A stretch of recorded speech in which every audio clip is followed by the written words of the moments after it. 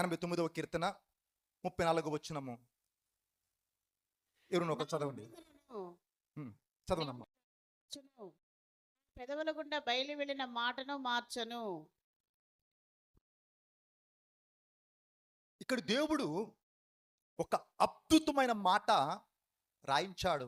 ఏమంటున్నాడు అంటే, నా నిబంధనను నేను రద్దుపరచను, నా పెదవుల గుండా బయలు వెళ్ళిన మాటను నేను మార్చను అంటున్నాడు. మరి ఈ పరిశుద్ధ గ్రంథము 2 భాగాలుగా మనకు కనబడుతూ ఉంది. ఈ పరిశుద్ధ గ్రంథం 2 భాగాలుగా కనబడుతుంది. పాత నిబంధన, తిరిగి కొత్త నిబంధన. మనం సేవించే దేవుడు, మనం ఆరాధించే దేవుడు ఎవరయ్యా అంటే, నిబంధనకు కట్టుబడి ఉండే దేవుడు. అందుకంటున్నాడు, నా నిబంధనను నేను రద్దు పరచను. అంటే ఆ నిబంధనకు కట్టుబడి ఉండే దేవుడు. మనము ఎవరమయ్యా అంటే, నిబంధన జనులము, నిబంధన ప్రజలమై ఉంటున్నాము. మరి ఈరోజు నువ్వు వర్ధిల్లాలి అంటే, నువ్వు ఆశీర్వదించబడాలి అంటే, దేవుని యొక్క చేతిలో ఒక బలమైన ఆయుధముగా, ఒక బలమైన మరి పాత్రగా నువ్వు వాడబడాలి అంటే, అనేక మందికి దీవెనకరముగా, అనేక మందికి ఆశీర్వాదకరంగా, దేవుని నామమునకు మహిమకరంగా నువ్వు బ్రతకాలి అంటే, బ్రతికిన 3 నాళ్ళైనా ఈ భూమి మీద ఒక చరిత్రను సృజించాలి అంటే, ఏదో పుట్టాం సత్యం అనేది కాకుండా, ఏం బ్రతుక బతుకు కుక్క బతుకు అనేది కాకుండా, ఏమన్నా బ్రతికిన 3 నాళ్ళైనా నిప్పులాగా. మరి భూమి మీద నువ్వు ఒక చరిత్రను సృజించాలి అంటే, చరిత్రను తిరగరాయాలి అంటే, దేవుని యొక్క శక్తిని ఈ లోకానికి చూపాలి అంటే, నువ్వు నిబంధనలో నిలబడాలా. నువ్వు నిబంధనలో ఉన్నప్పుడు, దేవుని యొక్క నిబంధనలో నువ్వు నిలబడ్డప్పుడు, నిన్ను చేత పట్టి లోకములో మునిపెన్నడు ఏ నరుడు చూడని కార్యాలు అల్పుడైన నీ ద్వారా దేవుడు చేయగల శక్తివంతుడు.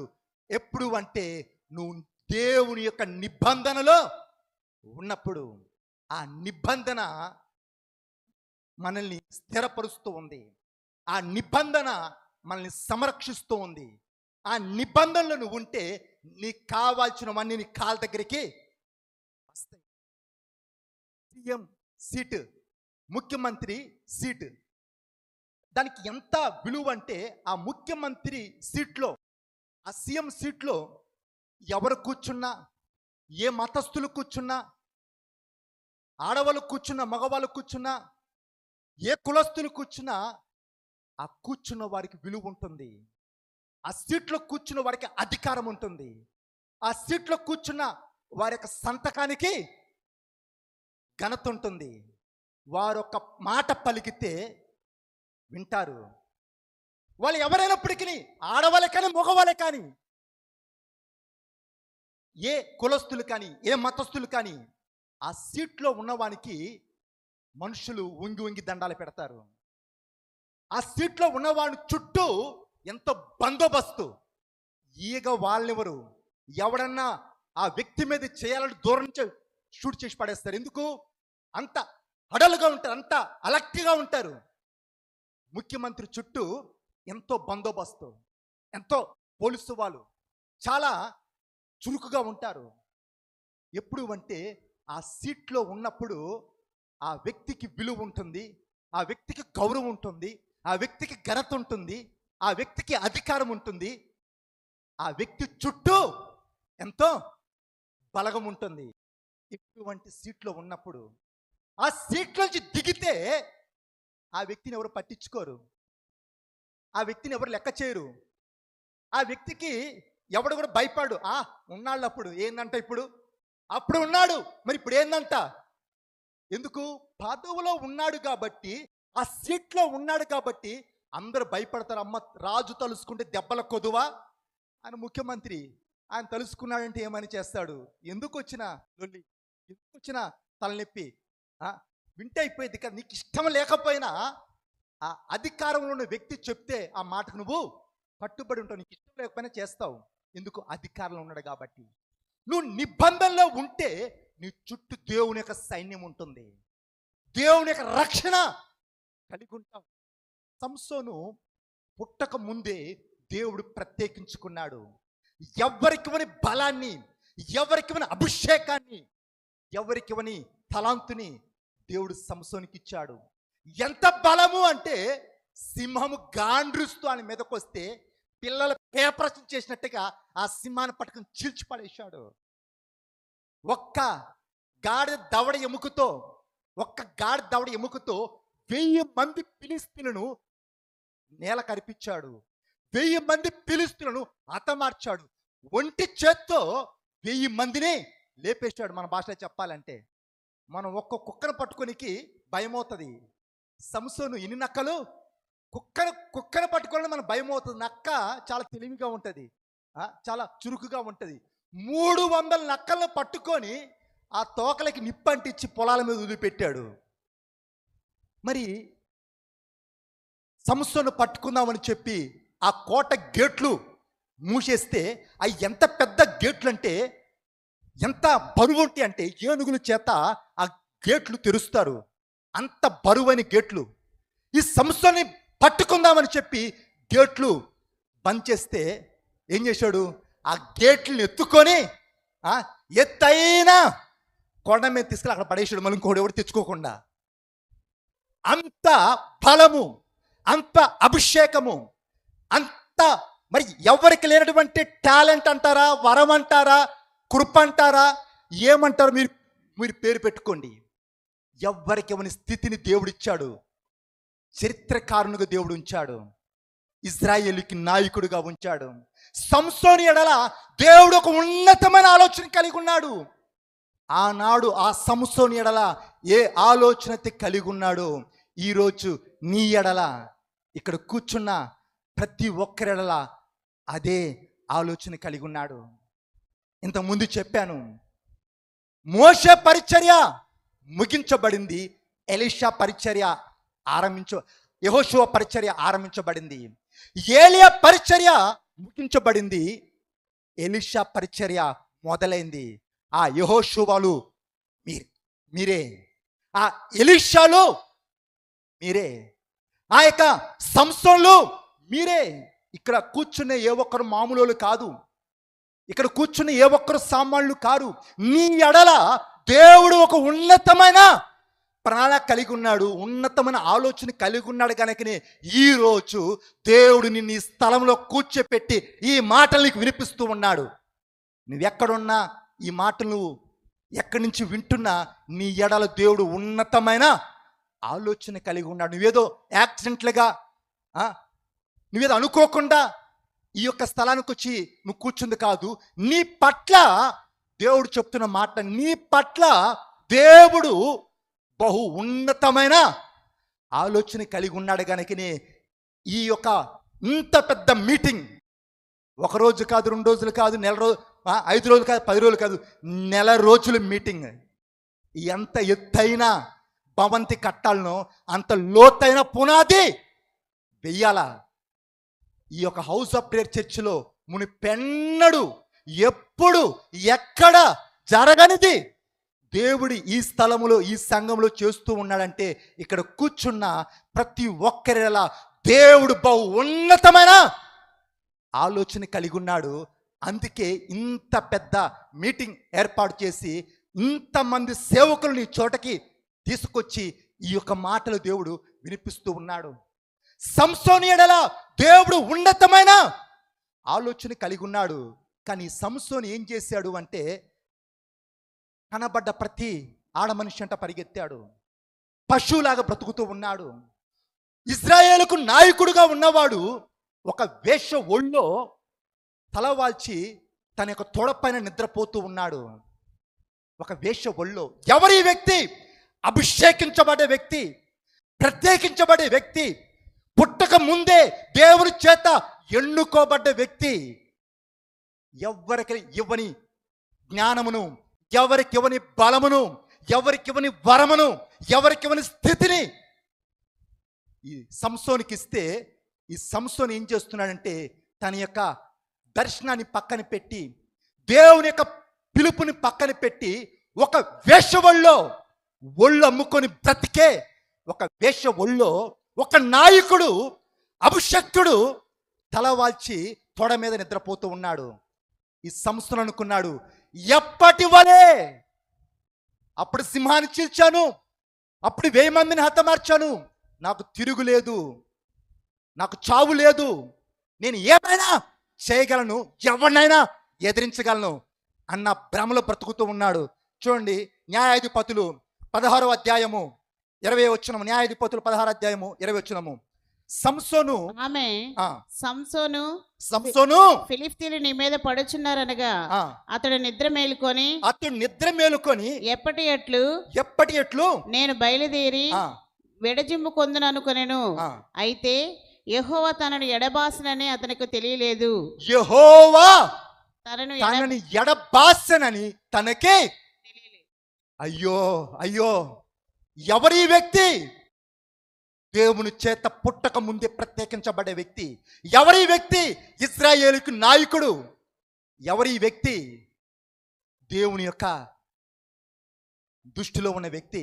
కానీ ఈయన ఏమనుకున్నాడు? ఈయన అనుకున్నాడు, ఏం చేసినా చల్లుతుంది. అడిగేవాళ్ళు లేడు, చెప్పేవాళ్ళు లేడు. అడిగేవాళ్ళు లేడు. కొంతమంది నా జీవితం నా ఇష్టం, నువ్వెవడురా చెప్పటానికి? నువ్వెవడివి నన్ను అడగటానికి? నా బ్రతుకు నా ఇష్టం. పశువుల్లాగా బ్రతుకుతూ ఉంటారు, బరితెగించి తిరుగుతూ ఉంటారు, అద్దదుపు లేకుండా ప్రవర్తిస్తూ ఉంటారు. ఏమనుకుంటారు?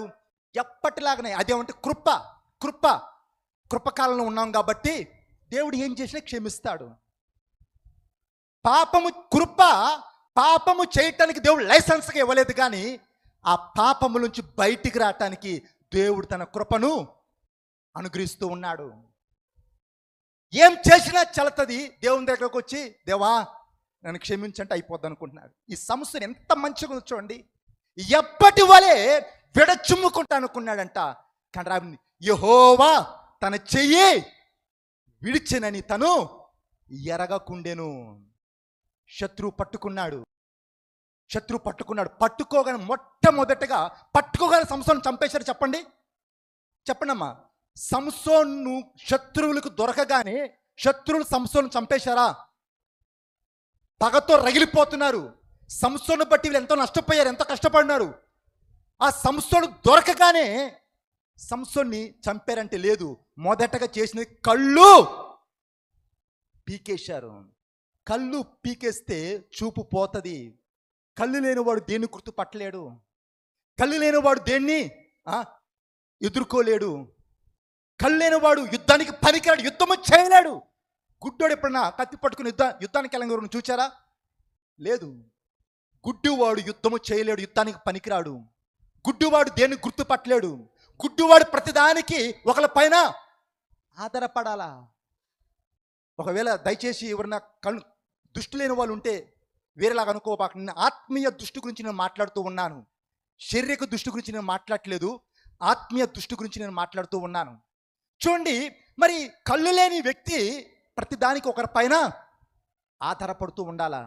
ఈ సంసోను బలవంతుడే కానీ, భక్తిపరుడే కానీ, అభిషక్తుడే కానీ ఇప్పుడు ఏమైపోయాడు? కళ్ళు లేనివాడైపోయాడు. శత్రువుల యొక్క తిరగలి ఇసురుతూ ఉన్నాడు. ఒక సామాన్యుడైపోయాడు. పిల్లికి ఎలుక దొరికితే దాన్ని వెంటనే చంపుకోదు. ఆ పిల్లి కాసేపు ఎలుకతో ఆటలాడుతుంది, చలకాటం ఆడుతుంది. మరి పిల్లి ఎలుకతోటి ఆటలాడుతూ ఉంటుంది. పిల్లి ఎలుకతో ఆడినట్లుగా శత్రువులు సంసోను పట్టుకొని పరిహాసం చేస్తూ ఉన్నారు. మరి నువ్వు సాతానికి దొరకగానే శత్రువు నిన్ను చంపడు. సైతాను దొరకగానే నీ యొక్క దర్శనాన్ని నువ్వు కోల్పోతావు. దర్శనము లేనివాడు ఆత్మీయ నేత్రములు మూయబడ్డప్పుడు, మనోనేత్రములు తెరవబడినప్పుడు ఒక అంధుల్లాగానే జీవిస్తూ ఉంటాడు, గుడ్డివాళ్ళలాగానే బ్రతుకుతుంటాడు. ఎవరిని గుర్తుపట్టరు. వారు ఏం చేస్తున్నారు వారికి తెలియదు.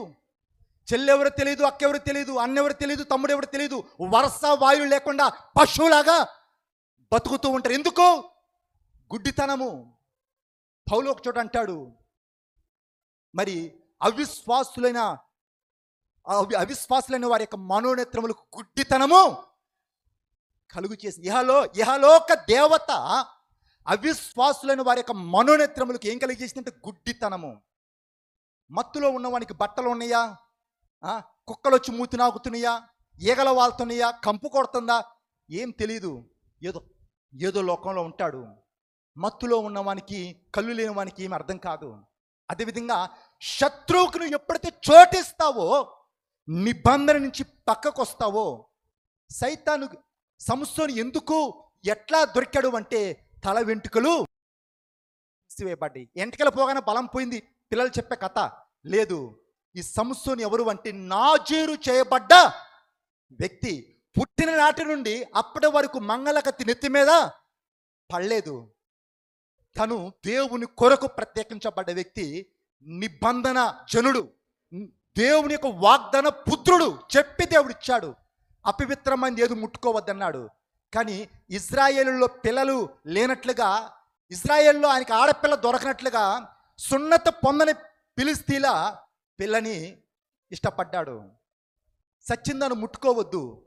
సింహము కళేబరంలో తేనె పెడితే ఆ తేనె తిన్నాడు, తన దగ్గర ఉన్న వాళ్ళు కూడా ఇచ్చాడు. సచ్చింది ముట్టుకోవద్దు. గాడిద దవడ ఎముక పట్టుకున్నాడు, చచ్చిపోయాడు. ఉంటే మెల్లమెల్లగా దారి తప్పుతూ వచ్చాడు, చెడిపోయాడు, పడిపోయాడు, దేవుని కృపకు దూరమయ్యాడు. ఎప్పటి వలె విడచుమ్ముకుంటాను అనుకున్నాడు, కానీ యెహోవా తను చేయి విడిచానని తను ఎరగకుండెను. నువ్వు నిబంధనలో ఉంటే, దేవుని యొక్క నిబంధనలో ఉంటే నువ్వు ఫలిస్తావు, నువ్వు ఆశీర్వదించబడతావు, నువ్వు వర్ధిల్లుతావు. నిబంధన మీరితే దిక్కుదారి ఉండదు. అందుకే యోహాను సువార్త 15 అధ్యాయము 5వ వచనం నుంచి చదవనమ్మా.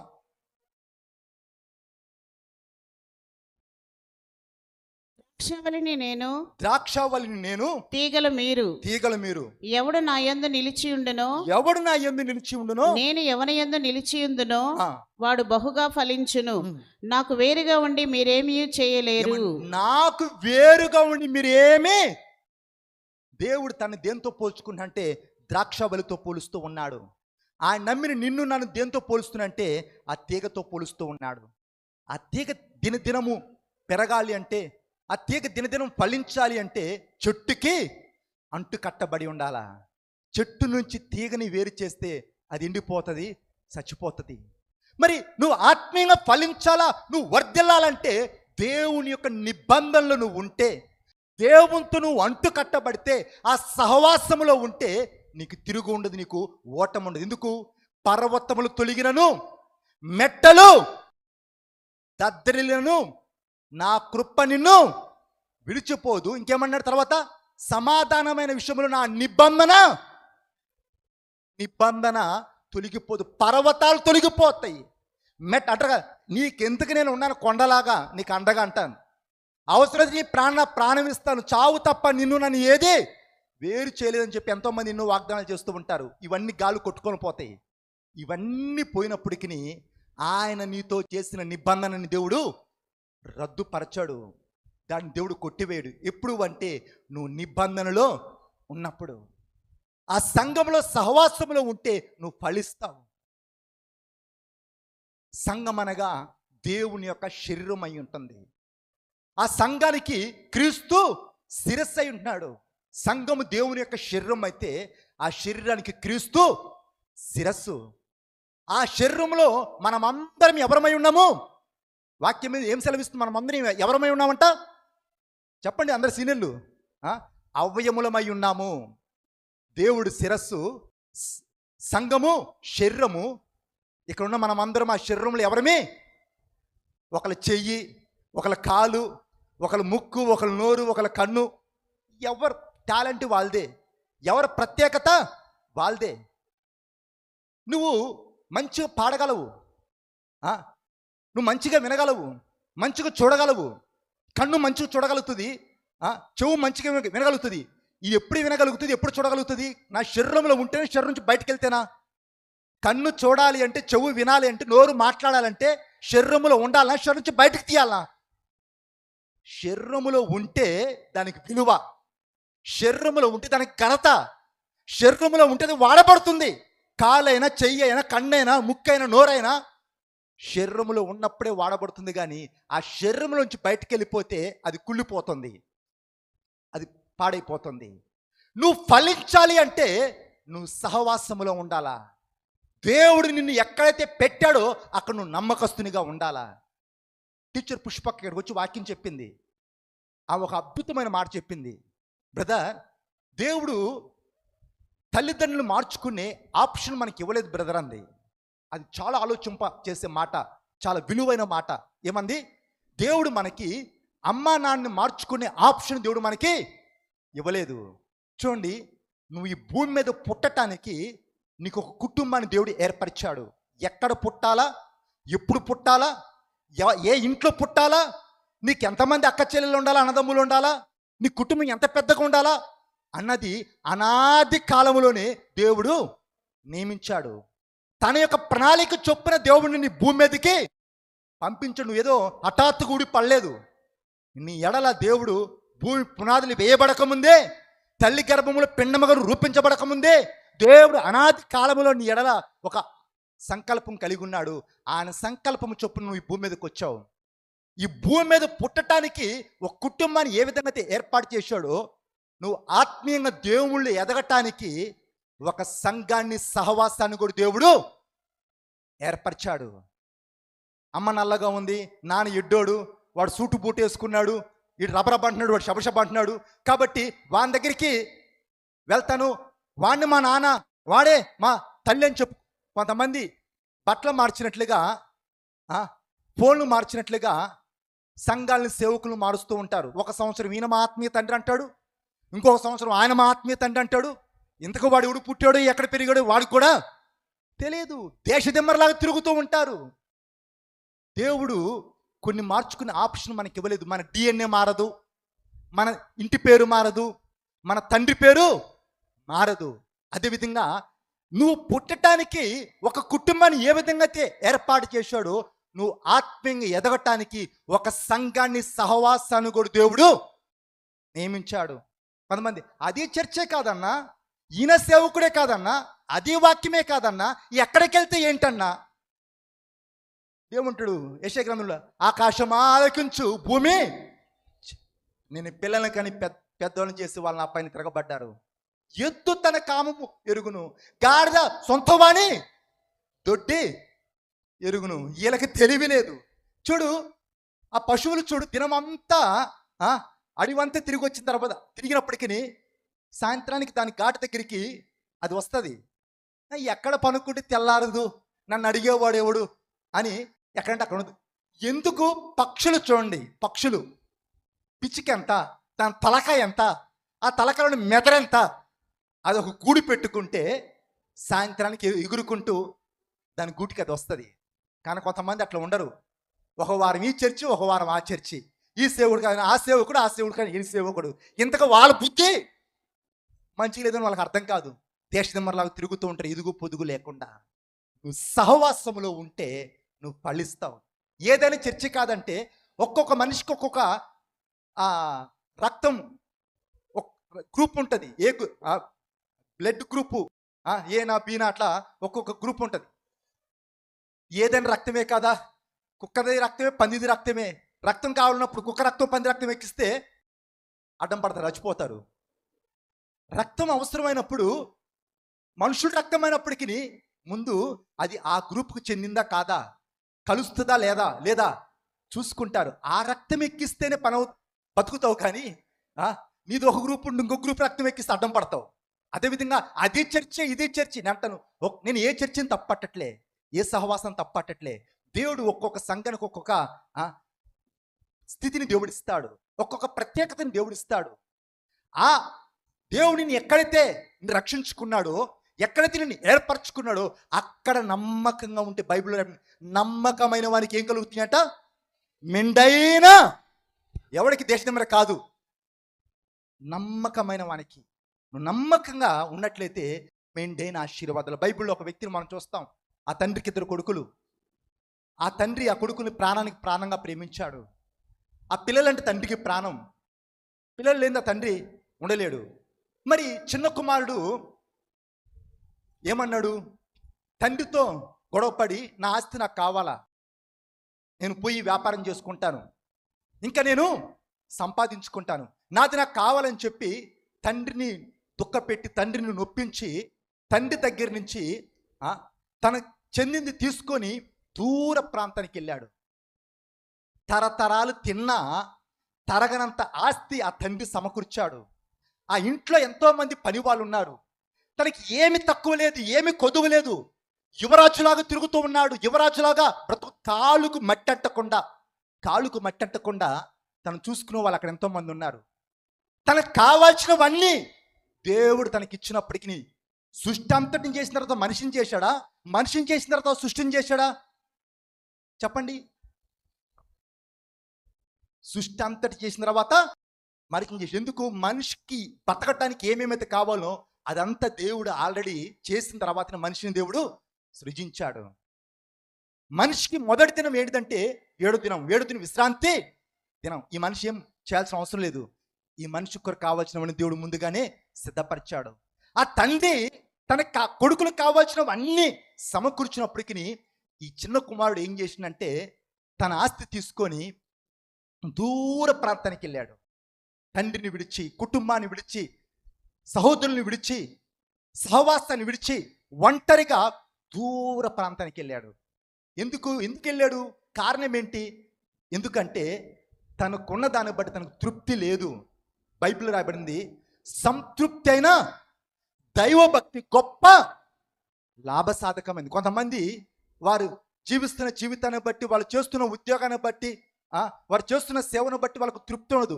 అసంతృప్తి సైతాన్ యొక్క పెద్ద ఆయుధం. ఎన్ని ఉన్నా ఇంకేమో కావాలి, ఇంకేమో జుర్రుకోవాలా, ఇంకేదో మూట కట్టాలా పరిగెత్తుతూ ఉంటారు. ఈ చిన్న కుమారునికి అన్ని ఉన్నప్పటికీ ఆ ఉన్నదాన్ని బట్టి తృప్తి చెందకుండా ఇంకేమో సంపాదించుకుందాం, ఇంకేమో సాధిద్దాం, ఇంకేదో మూట కడదామని చెప్పి వెళ్ళాడు. తండ్రికి దూరంగా, కుటుంబానికి దూరంగా, ఇంటికి దూరంగా వెళ్ళాడు. ఏమి సంపాదించాడు, ఏమి సాధించాడు అంటే ఉన్నదంతా పోగొట్టుకున్నాడు. తినటానికి తిండి లేక ఆ పందులతో, కనీసం ఆ పంది పొట్టుతో కడుపు నింపుకోవాలని ఆశపడ్డంట. అది కూడా దొరకలేదంట. ఏ స్థితిలో ఉన్నాడు? ఎవరు చప్పట్లు కొడితే పరిగెత్తేవాళ్ళు. ఎవరు అక్కడంటే ఏళ్ళువాడ చిత్తమని వచ్చి తల ఉంచేవాళ్ళు. ఆ స్థితి నుంచి ఏ స్థితికి దిగజారిపోయిందంటే పందులతో కలిసి సహవాసం చేస్తూ ఉన్నాడు. పందులు తినే పొట్టుతో తన కడుపు నింపుకోవాలని ఆశపడుతూ ఉన్నాడు. కారణం ఏంటి? తండ్రికి దూరంగా వెళ్ళినందుకు. మన దైవజనుడు మహిమలో చేర్చబడిన తర్వాత మన దైవజనునికి నీడలాగా ఉన్నవాళ్ళు, నీడ అంటే నా ఎంట వస్తుంది కదా, మన దైవజనుడికి నీడలాగా ఉన్నవాళ్ళు మన దైవజనుడు మహిమలోకి వెళ్ళగానే వాళ్ళ యొక్క నిజ స్వరూపాన్ని బయట పెట్టారు. అందరిని తొక్కి అందరి మీద నిలబడాల. ఏ ప్లాన్? బి ప్లాన్ అంట. ఏ ప్లాన్ ఏంటి అంటే ఇక్కడే ఉండి అందరి మీద పెత్తనం చేయాలా, అందరం తొక్కి అందరి మీద నిలబడాలా. అది ఏ ప్లాన్. బి ప్లాన్ ఏంటంటే బయటికి వెళ్తే కట్టుకుని అందరినీ బయటికి తీసుకొని పోవాలా. ఇది వాళ్ళ యొక్క ప్రణాళిక, ఇది వాళ్ళ యొక్క ఉద్దేశం. మరి సేవలో ఉన్న అనుభవం గల్ల సేవకులు చిలక్క చెప్పినట్టుగా, వద్దు నాయనా, అది దేవుని చిత్తము కాదు, వాక్యం సెలవిస్తుంది, సహోదరులు ఐక్యత కలిగి ఉంట ఎంతో మేలు, ఎంతో మనోహరం. అక్కడ శాశ్వత జీవము, నిత్య ఆశీర్వాదం ఎక్కడ ఉంటుందంటే ఐక్యత ఉన్న చోట ఉంటుందయ్యా. మరి నువ్వు వేరవటం అది దేవుని చిత్తము కాదు. కలిసి సాగటమే దేవుని యొక్క చిత్తము. నీకేం కావాలని అడుగు, నీకేం కావాలని తీసుకో. అవసరమైతే ఈ చర్చికి నువ్వే ప్రెసిడెంట్గా ఉండు. ఏమన్నా ఆఫరా? అవసరమైతే ఈ సంఘానికి నువ్వే ప్రెసిడెంట్గా ఉండు. కానీ కలిసి వెళితే దేవునికి మహిమ ఉంటుందని చిన్నవాళ్ళు మొదలుకొని పెద్దవాళ్ళ వరకు చిలక్క చెప్పారు. ఏమన్నారు? ఆయనకి తెలివి లేదు, ఈయనకి చదువు లేదు. నేనేంటి, నా రేంజ్ ఏంటి, వీళ్ళతో కలిసి ఉండేది వీలు లేదు. ఈరోజు ఈ యొక్క చదువు సంధ్య లేని వాడిని దేవుడు చేతపట్టి చరిత్రను దేవుడు సృజిస్తూ ఉన్నాడు. మిర్యాలగూడలో 26 తారీఖు మందిర ప్రతిష్టత జరిగింది. నేను అనుకున్నాను ఆ ప్రాంతంలో, ఆ కాలనీలో అది పెద్ద మందిరం అని నేను అనుకున్నాను. చూచిన వాళ్ళు చెప్తున్నారు ఈ కాలనీలో కాదు, నల్లగొండ జిల్లా, హల్లెలూయా, నల్లగొండ జిల్లాలోనే ఇంత పెద్ద మందిరము లేదు అని చెప్పి చూచిన వాళ్ళు సాక్ష్యం ఇస్తూ ఉన్నారు. అడుగు పెట్టిన వాళ్ళు దేవుని మహిమను చూస్తూ ఉన్నారు ఆ చోట. మరి ఈ చదువు సంధ్య లేనివాడు మాట్లాడితే వినటానికి ఈరోజు ప్రజలు ఎదురు చూస్తూ ఉన్నారు. ఈ చదువు సంధ్య లేనివాడు మాట్లాడుతుంటే ఇక్కడ ఇన్ని వేల మంది ఆసక్తిగా వింటూ ఉన్నారు. ఇంకెంతో మంది ఆన్లైన్లో చూస్తున్నారు, వింటూ ఉన్నారు. మరి జ్ఞానాన్ని సిగ్గుపరచుటకు వెర్రివారిని ఎన్నుకుంటాను అన్నాడు. సింహాసనం మీద నుంచి బలవంతులను త్రోసివేసి పెంట కుప్పల నుండి దీనులను దరిద్రులను దేవుడు రాజులతోటి కూర్చోపెడతా అన్నాడు. దేవుణ్ణి ఆధారం చేసుకొని దేవుని వైపు చూచినప్పుడు దేవుడు అంచెలంచెలుగా శత్రువు సిగ్గుపడినట్లు, మనుషులు ఆశ్చర్యపడినట్లు జ్ఞానానికి అందన కార్యాలు అడుగడుగును చేస్తూ ఉన్నాడు.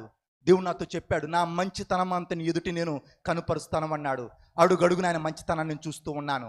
నువ్వు కదిలితే కార్యాలు చేస్తాను, నువ్వు అడిగేస్తే నీ కొరకు నేను దారి చేస్తాను అన్నాడు. అసాధ్యమైన కార్యాలు నేను చెప్పగలను, చెప్తే సమయం సరిపోదు, తెల్లారిపోతుంది.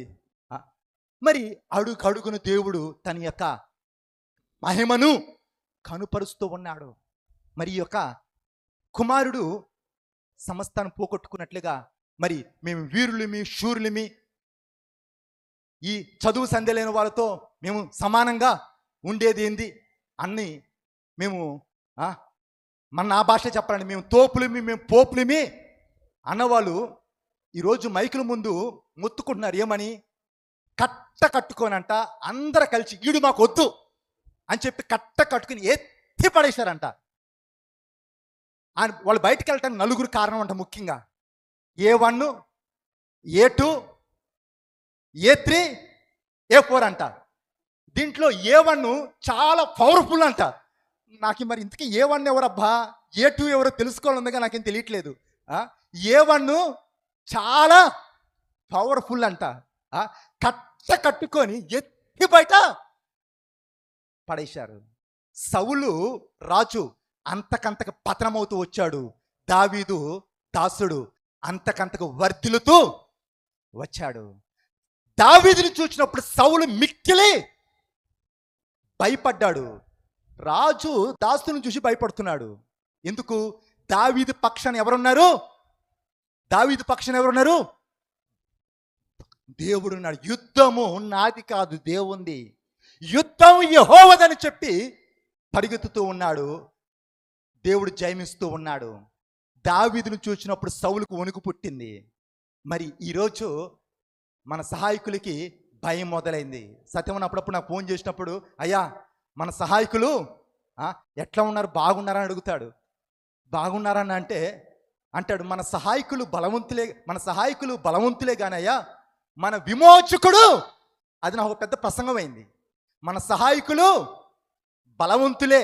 నేను అనుకుంటాను ఒక్కసారి, దేవుడు నా యందు దయ చూపకపోతే, దేవుడు నా పక్షాన మౌనంగా ఉంటే, దేవుడు నన్ను ఎలడపరచుకోకపోతే వీళ్ళు నిలువున నన్ను మింగేవాళ్ళు కదా, బతికుండగానే సమాధి కట్టేవాళ్ళు కదా అనిపిస్తుంది. అడుగడుగున దేవుడు కలుగు చేసుకున్నందుకు, అడుగడుగున దేవుడు తన శక్తిని వెల్లడపరుచుకున్నందుకు చూస్తూ నిలిచిపోయారు. మరి దావీదు అంతకంతకు వర్ధిల్లాడంట. పదవిలో ఉన్న వ్యక్తి, మాకు చదువు ఉంది, మాకు టాలెంట్ ఉంది, మాకు బలం ఉంది, మాకు ధనం ఉంది, మేము వీరులమి శూరులమి, మేము పోపులమి తోపులు అన్నవాళ్ళు ఈరోజు ఈగలు కొట్టుకుంటున్నారు. నా భాష చెప్పాలంటే ఈరోజు ఈగల దోమలు కొట్టుకుంటూ ఉన్నారు. ఆయన కృప పైన ఆధారపడ్డ వారిని అందని శిఖరాలకు దేవుడు తీసుకెళ్తూ ఉన్నాడు. కుమారుడు సర్వం పోగొట్టుకున్నాడు. ఎప్పుడు తండ్రి గుర్తు వచ్చాడు. ఎప్పుడంటే బుద్ధి వచ్చినప్పుడు తండ్రి గుర్తు వచ్చాడు. ఏమన్నాడు, అయ్యో నా తండ్రి దగ్గర ఎంతో మంది ఉన్నారు కదా, సమృద్ధిగా ఆహారం దొరుకుతుంది, నేనేమో ఈ కుక్క బతుకుతున్నాను, ఈ కుక్క సాగు సత్యకాడ కంటే ఆ తండ్రి దగ్గరికి పోయి అక్కడ ఏడుద్దాము, తండ్రి కాలు పట్టుకుందాము, కనికరిస్తాడని విశ్వాసముతో ఆ నమ్మకంతో తిరిగి వస్తూ ఉన్నాడు. పోయేటప్పుడు యువరాజులాగా పోయాడు. ఒంటి నిండా బంగారం, 5 ఏళ్ళకి 5 ఉంగరాలు పెట్టాడేమో, మెడ నిండా వజ్రాల దండ ఉందేమో, ఒక రాజులాగా వెళ్ళాడు. తిరిగి వచ్చేటప్పుడు పందులు ఎవరితో సహవాసం చేస్తే ఏమవుతుందంట, 6 నెలలు స్నేహం చేస్తే వాళ్ళు వీళ్ళవుతారు. వీడు పందుతో తిరిగి పందుతో ఉండి 2 కాళ్ళ మీద నడవాల్సిన 4 కాళ్ళ మీద దొక్కుంటూ వస్తున్నాడేమో. ఎందుకు తినటానికి తిండి లేదు, ఉండటానికి ఇల్లు లేదు, అంత పోగొట్టుకొని బికారిగా పాక్కుంటూ వస్తున్నాడేమో. తండ్రి దూరాన్ని చూచి వీడికి బాగైంది, వీడికి ఇట్నే కావాలా, వీడికి తిక్క కుదిరింది అనుకున్నాడా? అరే పనులు పంపించోడు మెడపెట్టి బయటకు నెట్టేయండి అన్నాడా? లేదు. దూరాన్ని చూడగానే పరిగెత్తుకుంటూ పోయి మెడ మీద పడి కౌగిలించుకున్నాడు. కనీసం కొడుకు చెప్పేది కూడా వినట్లేదు. ఏమన్నాడు, శుభ్రం చేయించి వీనికి వస్త్రాలు, ప్రశస్తమైన వస్త్రములు ధరించండి, ఆ తర్వాత కాళ్ళకు చెప్పులు ఇయ్యండి, చేతికి ఉంగరము పెట్టండి అని చెప్పి ఒక పెద్ద విందు చేశాడు. చూడు, ఆ యొక్క వస్త్రాలు దేనికి గుర్తంటే రక్షణ గుర్తు, చెప్పులు దేనికి గుర్తంటే సమాధానానికి గుర్తు, ఆ ఉంగరం దేనికి గుర్తంటే అధికారానికి గుర్తు. ఈ కుమారుడు తండ్రి దగ్గరికి రాగానే మొదటిగా ఏం దొరికింది చెప్పండి? చెప్పాలా? అయ్యో ఇంటికి వెళ్ళి ఏం చేసి ఆల్రెడీ మీకు కూడా తింటాను మంచిగా ఉండి పెట్టారు కదా, పోయి పనుకోవడమే కదా. కాబట్టి ఈరోజు కొంచెం లోతుల్లో వెళ్దాం. తండ్రి దగ్గరికి కొడుకు రాగానే ఈ కొడుకు మొదటగా దొరికింది ఏంటి చెప్పాలా? మొదటిగా ఏం దొరికింది? ప్రేమ. హల్లెలూయా. ఏం దొరికింది? దేవుడు ఏమైనాడు? ప్రేమ అయి ఉన్నాడు. ఆయన ప్రేమ. మన గురించి తెలిసిన వాళ్ళు మనల్ని ఎవరు ప్రేమించరు. వీడు పనికి మాలింది, అట్లా చేసింది, ఎట్లా చేసింది, అట్లా అన్నాడు, ఇట్లా అన్నాడు, పెద్ద ఫైల్ ఓపెన్ చేస్తారు. మన గురించి తెలిసిన వాళ్ళు మనల్ని ఎవరు ప్రేమించరు. కానీ మన గురించి దేవునికి అంతా తెలుసు.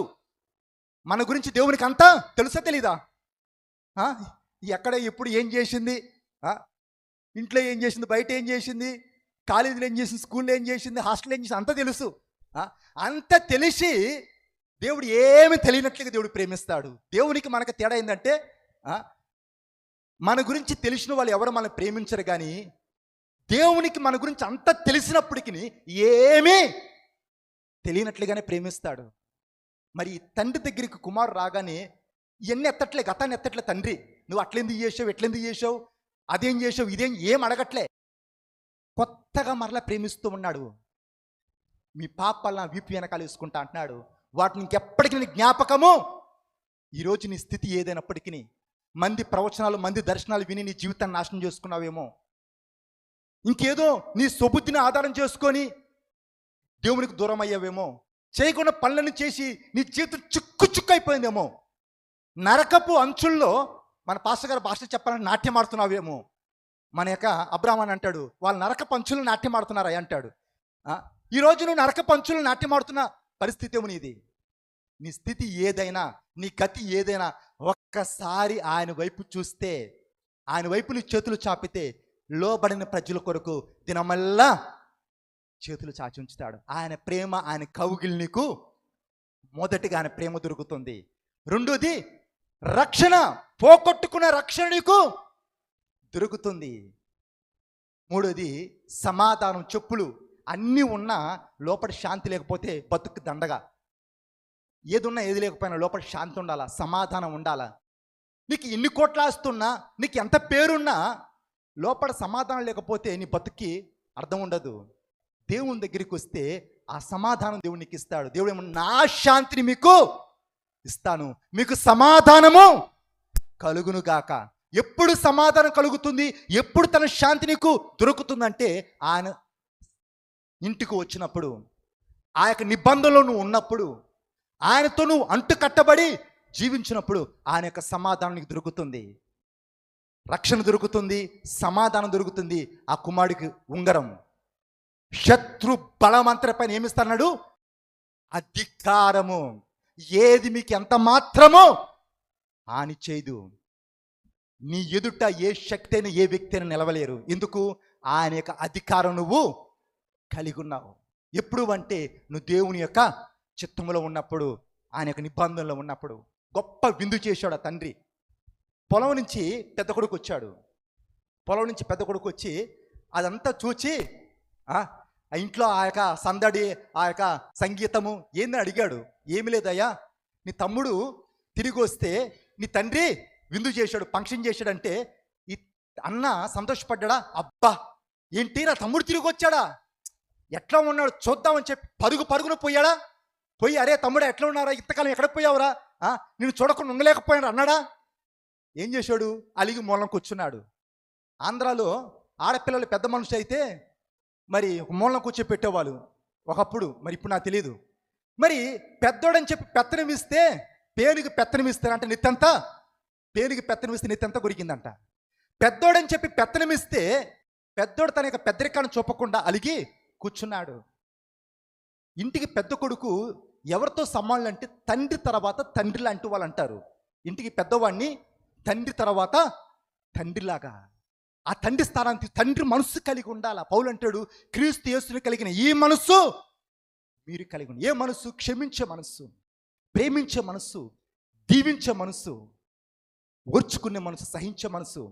ఈ అన్న ఏమి కలిగి ఉన్నాడు అంటే అలిగి మూలం కూర్చున్నాడు, స్వార్థం చూపుతూ ఉన్నాడు, తమ్ముడి యొక్క మేలు చూచి ఓరవలేకపోతున్నాడు. ఆ తండ్రి బయటకు వచ్చి అన్నాడు, ఎందుకు బయట ఉన్నావు, లోపల రా అంటే ఏమన్నాడు చెప్పండి? వేషలతో నీ ఆస్తంతా కాచేసుకుని వచ్చిన వాడి కింద పండగ చేసావు, ఇన్నేళ్ల నుండి నేను నీతో ఉన్నాను, కనీసం నాకు మేకపిల్లనైనా నా స్నేహితులతో సంతోషపడటానికి ఏమన్నాడు, కనీసము మేకపిల్లనైనా. ఈ చిన్న కుమారుడు బయటికి వెళ్ళి తండ్రిని కష్టపెడితే పెద్ద కుమారుడు ఇంట్లో ఉండి తండ్రిని బాధ పెడుతూ ఉన్నాడు. చిన్న కుమారుడు బయటికి వెళ్ళి తండ్రిని కష్టపెడితే పెద్ద కుమారుడు ఇంట్లో ఉండి బాధ పెడుతున్నాడు.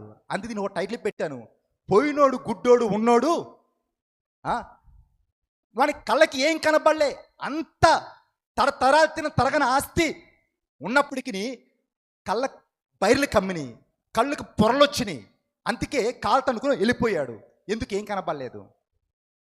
తండ్రి అంటున్నాడు, నాదంతా నీదే కాదా, ఉన్నదంతా నీదే కాదంటే పెద్దోడు ఏడుస్తూ ఉన్నాడు, నాకు మేక పిల్లనైనా ఇచ్చావా? ఎడ్డోడు ఒకడు పనికిమాలోడైతే ఇంకొకడు పోరంబొకోడు. చూడు, ఈ ఇద్దరు కలిసి ఆ తండ్రిని నొప్పిస్తూ ఉన్నారు, తండ్రి మనసుని గాయపరుస్తూ ఉన్నారు. ఆ యొక్క మార్కు సువార్తలో ఉంటుంది, మార్కు 3:25 మార్కు 3:25.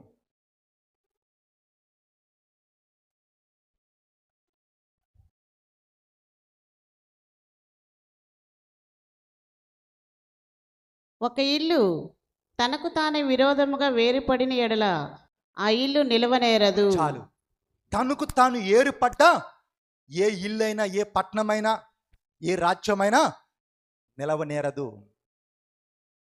ఆ ద్రాక్ష చెట్లో ఉంటేనే తీగ ఫలిస్తుంది, నిబంధనలో ఉంటేనే నువ్వు వర్ధిల్లుతావు. నిబంధనకి బయటకు వస్తే కొన్నిసార్లు అది ఐఫోన్ అయినా డబ్బా ఫోన్ అయినా ఆ సిగ్నల్ అంది, ఆ కవరేజ్లో ఆ సిగ్నల్ ఎక్కడైతే అందుతాయో అక్కడ ఉంటేనే ఫోన్ కనెక్ట్ అవుతుంది. కానీ సిగ్నల్ పక్కకి వెళితే ₹1,00,000 ఫోన్ అయినా కలవదు. ఫోన్ కలవాలి అంటే సిగ్నల్ ఉన్న చోటుకు నువ్వు రావాలా, అప్పుడే ఆ ఫోన్ కనెక్ట్ అవుతుంది. నువ్వు నిబంధనలో ఉంటే దేవుడిని చేతపట్టి కార్యాలు జరిగిస్తాడు. నిబంధనకి వేరైతే ఉండదు. ఈ యొక్క కుమారుడు, పెద్ద కుమారుడు ఏం చేస్తున్నాడు? తమ్ముడి యొక్క మేలు చూచి ఓరలేకపోతున్నాడు. బైబిల్ ఎందుకు? అసూయ. కొంతమంది పచ్చగా ఉండి తట్టుకోలేరు, కొత్త బట్టలు వేసుకున్నా ఎందుకు వాళ్ళ ముందు కడుపు నిండా తిన్నా ఓరవలేరు. వీడికి బంతిలో కూర్చుంటారు కదా, వాడి ప్లేట్లు వేసి చూసుకోడు, పక్కోడి ప్లేట్లో చూస్తాడు, వాడికి ఇంత ముక్కేసాడు, అంత పెద్ద బొక్కేసాడు, నల్లిపొక్క నాకేమో 2 ముక్కలు వేస్తున్నాడు, వాడికేమో ప్లేట్ నింపుతున్నాడు, నాకేమో బొక్కలు వేస్తున్నాడు అని చెప్పి ఈడి ప్లేట్లో చూసుకుని పక్కోడి ప్లేట్లో చూస్తూ ఉంటాడు. బైబిల్ అసూయ ఎక్కడైతే ఉంటుందో అక్కడ ప్రతి విధమైన నీచ కార్యము ఉంటుంది. అది దయ్యముల యొక్క జ్ఞానము. దేవుని యొక్క మనసు మనం కలిగి ఉండాలా.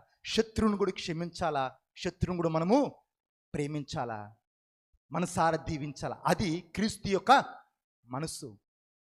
చిన్న కుమారుడు దూరం వెళ్ళి బాధ పెడితే పెద్దవాడు ఇంట్లో ఉండి కష్టపెడుతూ ఉన్నాడు. కొంతమంది మనతోనే ఉంటారు, మన పక్కనే ఉంటారు, మన గొతులు తవ్వుతూ ఉంటారు, వాళ్ళు పోరు మనతోనే ఉంటారు, మన పైన బురద చల్లే ప్రయత్నం చేస్తూ ఉంటారు.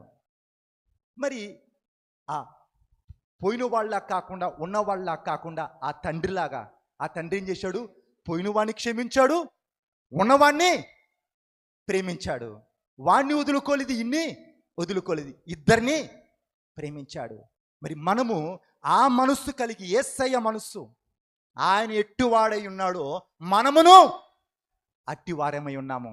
ఆయన ద్వారా ఎట్టి కార్యములు భూమి మీద జరిగాయో ఈరోజు నీ ద్వారా నా ద్వారా అట్టి కార్యాలు జరగాలంటే ఆ ఎడ్డోళ్ళలాగా ఉండొద్దు, గుడ్డోళ్ళలాగా ఉండొద్దు, ఆ పూర్వం బొక్కల్లాగా ఉండొద్దు, పనికిమాలోలాగా ఉండొద్దు. ఎట్లా ఉండాలా? తండ్రి మనస్సు. తండ్రిలాగా నువ్వు ఉన్నప్పుడు ఆ తండ్రి భూమి మీద, యేసయ్య శరీరధారిగా ఉన్నప్పుడు ఈ భూమి మీద ఎట్టి కార్యాలైతే జరిగాయో ఈరోజు ఈ మాటలు వింటున్న నీ ద్వారా అట్టి కార్యాలు జరుగుతాయి. నమ్మిన వాళ్ళు ఒకసారి లేచి నిలబడినట్లయితే ప్రార్థన చేసుకుందాం.